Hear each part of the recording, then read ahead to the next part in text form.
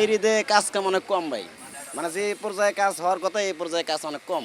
কেন এরকমটা কেন হচ্ছে? এইরকম কেন, এখন তো দেশের পরিস্থিতি বিষয়টা ভালো না, এই কারণে বিশেষ করে আর কি পরিস্থিতিটা খুব খারাপ।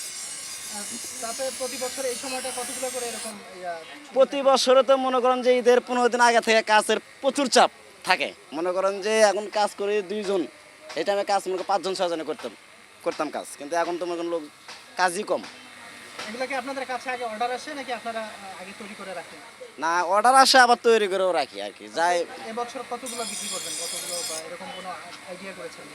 তাও এই বছরে মনে করেন যে তাও